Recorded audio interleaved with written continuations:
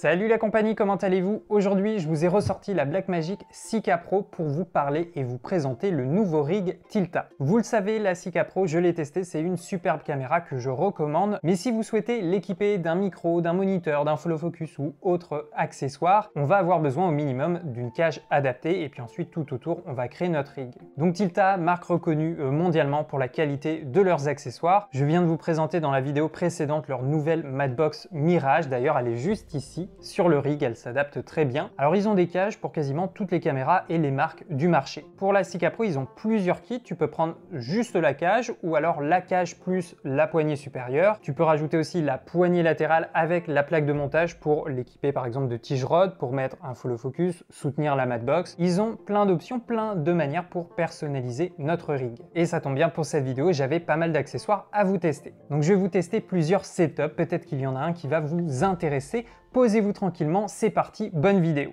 Alors on commence par la cage, elle arrive en pièces détachées, il va falloir la monter, mais ce n'est pas forcément une mauvaise chose parce que ça va laisser plus d'options pour de setups différents, on va le voir dans un instant. Donc on commence par monter la cage complète. Alors Tilta propose un schéma très simple, sur un bout de carton, il suffit de le suivre, il faut visser chaque partie. En plus, la marque a prévu la petite clé Allen qui est rangée de base dans la cage et il y a aussi une pièce aimantée pour les vis les plus grosses. Donc on a tous les outils pour monter la cage, ça c'est vraiment top. Je vous le passe en avance rapide, il suffit vraiment de suivre le schéma explicatif.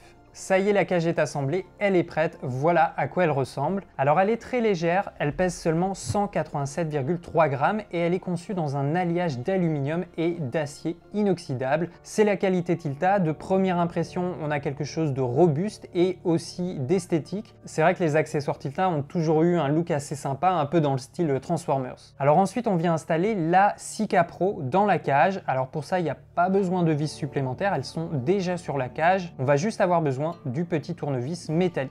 On a deux vis à la base pour venir verrouiller la 6K Pro et on n'oublie pas non plus le deuxième point de montage au sommet de la cage. Voilà, comme ça on a un ensemble vraiment solidaire, ça ne bougera pas. On remarque qu'on peut toujours accéder à nos cartes mémoire et même chose pour le local à batterie. Et les connectiques, elles sont aussi accessibles. Par contre, je vous conseille avant de retirer les caoutchoucs de protection de la Blackmagic, ça sera plus facile. Donc là, on est dans la configuration pleine cage. Maintenant, l'intérêt d'avoir une cage qui n'est pas conçue d'un seul bloc, c'est qu'on va pouvoir retirer certaines parties. Par exemple, si je ne veux pas avoir la partie qui enveloppe le grip de la caméra, je peux enlever cette partie pour n'avoir qu'une moitié de cage. Et en plus, on peut enlever la partie de la cage même si elle est déjà montée sur la caméra.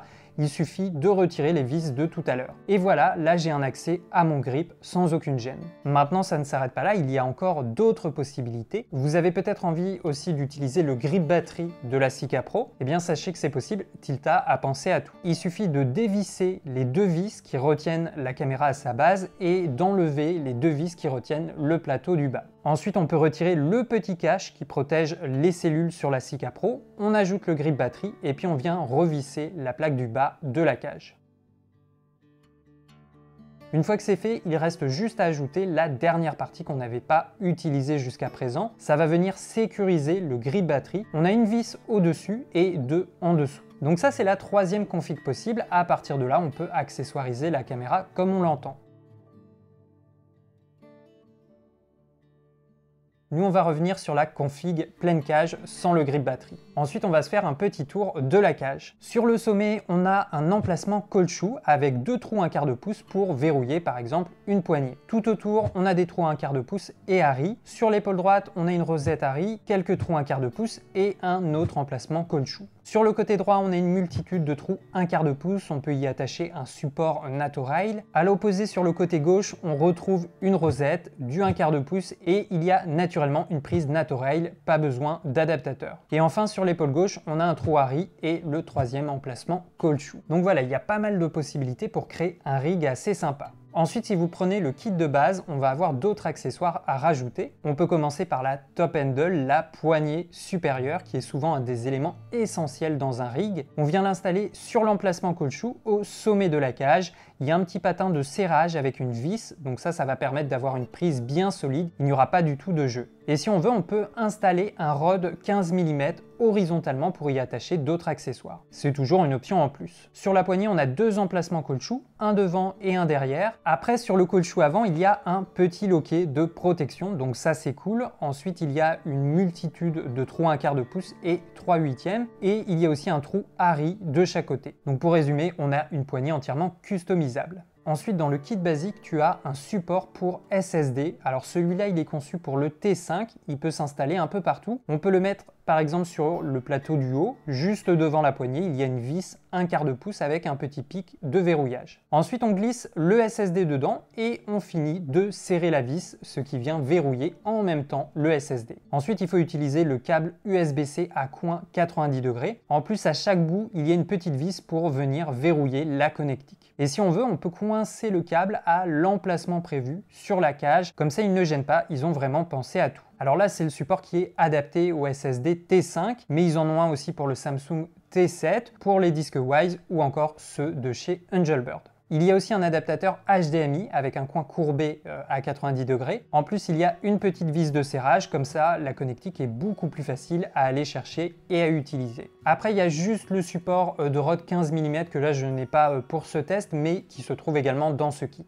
Donc ça, c'est le kit basique. Ça permet déjà d'utiliser un micro, un moniteur, un SSD, éventuellement un follow focus avec une Matchbox. Alors ça s'arrête pas là. Ensuite, ils ont un kit avancé qui va rajouter encore de nouveaux accessoires. On va pouvoir ajouter la poignée latérale. Pour l'installer, c'est très simple. Il faut visser un adaptateur. Il y en a plusieurs. Celui qui est fourni dans ce pack, c'est un adaptateur pour prise NATO-Rail.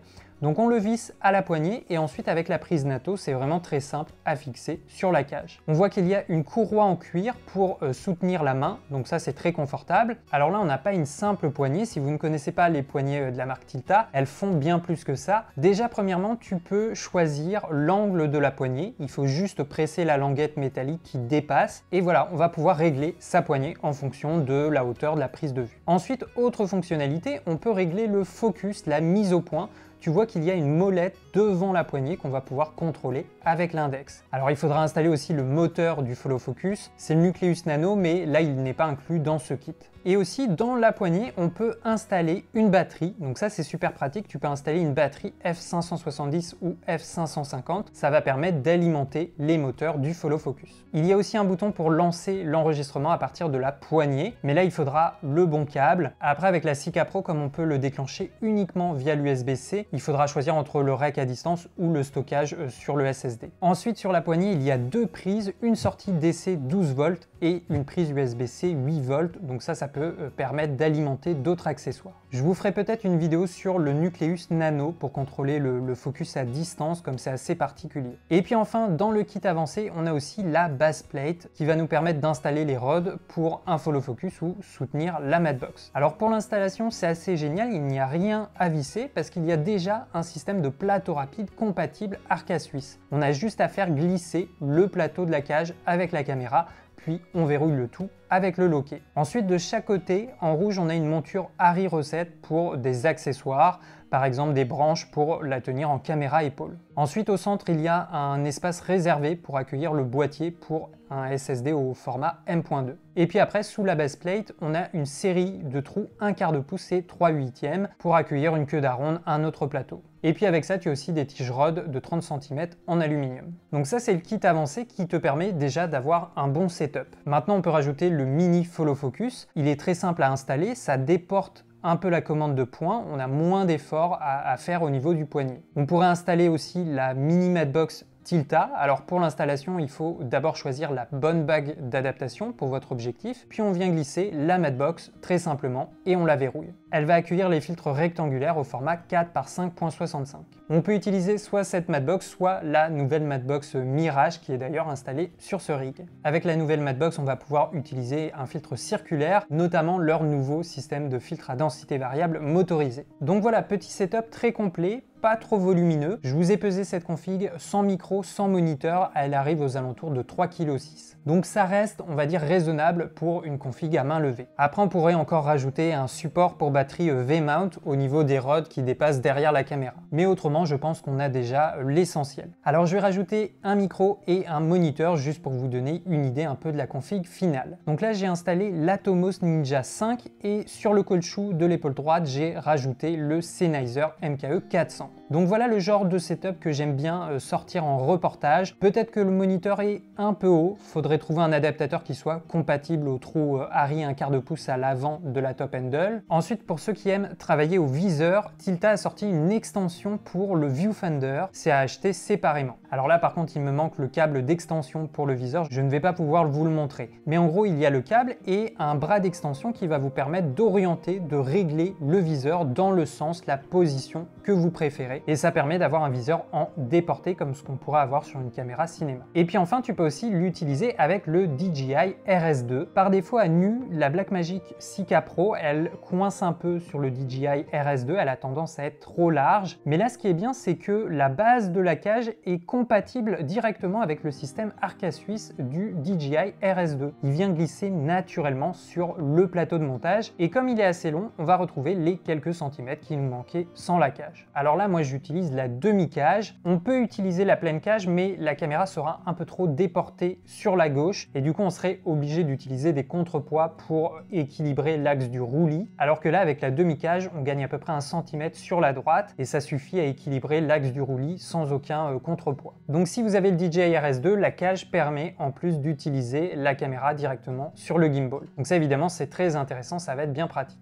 Alors au niveau du prix, je vais prendre en référence celui de chez Miss Numérique. La cage seule, on va la trouver aux alentours de 140 €. La cage, vous le savez, c'est vraiment l'accessoire essentiel quand on monte un rig autour d'une caméra, surtout si vous possédez déjà des accessoires de chez Tilta. Peut-être vous avez déjà une poignée latérale, une top handle, il y a de fortes chances que ces accessoires soient compatibles avec la cage pour la 6K Pro. D'ailleurs, vous pouvez le vérifier directement sur leur site, ils ont une liste de tous les accessoires qui sont vendus en option et qui sont compatibles avec la cage. Ensuite, si vous avez besoin un peu plus d'accessoires, vous avez le kit basique. On le trouve aux alentours de 319 €. Il rajoute en plus de la cage une poignée supérieure, un support pour SSD, un support pour tige rod 15 mm, un adaptateur HDMI avec coin courbé à 90 degrés et un câble USB-C courbé à 90 degrés avec des systèmes de verrouillage. Donc déjà avec ce kit, on aurait une bonne base pour créer un rig autour de la caméra. On va pouvoir utiliser un micro, un moniteur, un SSD. Après, si vous n'avez pas besoin de tous ces accessoires, ce qui est bien avec Tilta, c'est qu'on va pouvoir acheter chaque pièce séparément. Et puis enfin, on a le kit avancé qu'on retrouve aux alentours de 660 €. Donc là, ça commence à faire une belle somme. Après, il faut se dire que généralement, les accessoires, ils sont tout aussi importants que la caméra. Avec le kit avancé, on va avoir en plus la poignée latérale et la base plate, donc la plaque de montage. Ça peut être pratique pour l'équiper de tige rod, pour monter un follow focus, pour soutenir la matbox ou encore pour utiliser et installer un adaptateur pour batterie V-mount.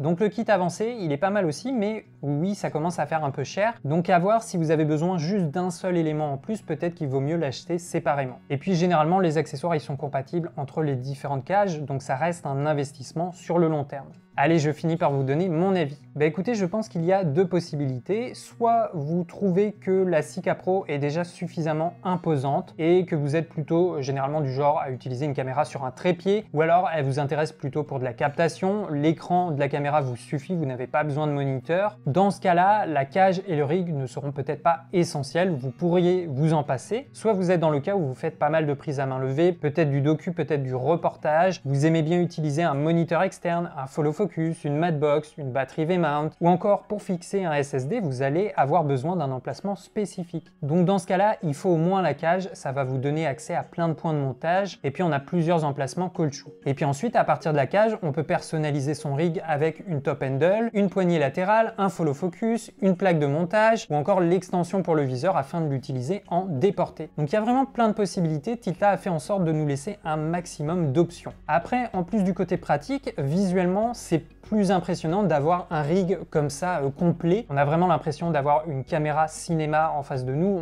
On sait que ça va être pour un gros projet et ça peut rajouter aussi de la valeur à vos prestations. Et puis après, c'est la marque Tilta, vous la connaissez, c'est plutôt une référence dans la conception d'accessoires pour les caméras. Voilà les amis pour cette review. Bon, je n'ai pas trop de critiques négatives à faire. Après, il faudra voir sur le long terme s'il y a des choses à améliorer ou des éléments un peu contraignants. Mais là, dans l'ensemble, je suis plutôt fan. Je pense qu'elle est bien adaptée pour la Sika Pro. Notamment, je suis assez fan de la cage en elle-même. Il y a plein de petits détails qui la rendent très intéressante. On a une clé Allen d'intégrer à la cage ou encore la petite pièce métallisée justement pour les vis les plus grosses. Le fait aussi qu'on puisse la démonter et finalement faire différentes configs, config pleine cage, config demi-cage ou une config avec le grip batterie. C'est vraiment cool. On a une cage moderne, je trouve, et très polyvalente. Voilà les amis, j'espère que ça vous a plu. Vous avez les liens dans la description de la vidéo. J'attends vos retours dans les commentaires. Qu'est-ce que vous en avez pensé? Est-ce que vous utilisez déjà des produits de chez Tilta? Allez, c'était Benjamin avec Derrière la caméra. Ciao les artistes!